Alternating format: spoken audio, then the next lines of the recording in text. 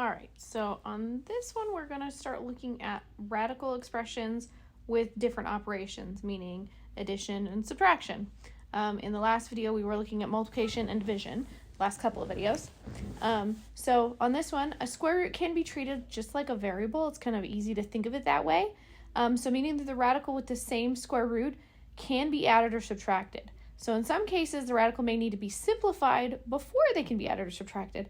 So what I mean by treat it like a variable is it's not a variable. We know it's the square root of 13 on this one, for instance, but I can kind of treat it the same way I do with like terms when I'm thinking of variables. As long as they're both the square root of 13, well, I have 7 of them here and I have 4 of them here, so I can just add 7 and 4 because they're the coefficients with the same radical. So I can say, well, there's 11 of the square root of 13.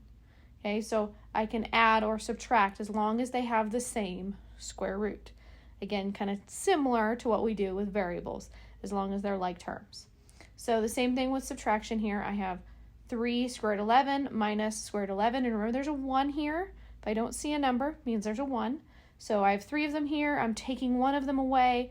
So 3 minus 1 for my 3 and 1 are my coefficients with the same radical. So if I subtract 3 minus 1, I get 2. So it's 2 square root 11. I have 2 of them. Okay, so this is just kind of the basic idea. So now you can do the same thing with 3 of them, but this one needs to be simplified a little bit because I have square root of 50, square root of 2, square root of 18.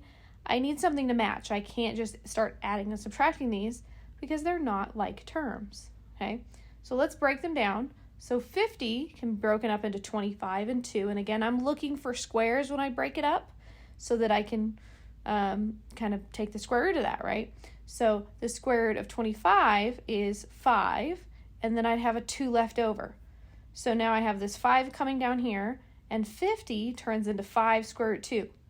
Again, that's because it's 25 times 2. 25 has a square root, and 2 does not. So it's 5, and 2 gets left under the square root sign. All right, so 12 square root 2, that one cannot be broken down any more than it already is, because square root of 2, that's as low as you can go on that one. All right, 18 though, 18 can be broken up into 9 and 2, and 9 has a square root of 3. So remember, we're going to have 3 with 2 square root left behind, so minus 3 times square root 2. Okay, so now I have square root 2, square root 2, square root 2, they all match. Now I can start adding and subtracting. Before I do that, I probably want to do this multiplication. So 5 times 5, I get 25, and that's the only thing that changed on this line. I just reduced that 5 times 5.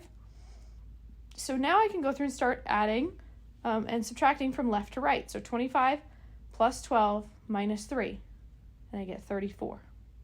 And I bring the square root of 32, because remember, this means I have 25 square root 2's, I have 12 square root 2's, and I'm taking 3 square root 2's away from all of that.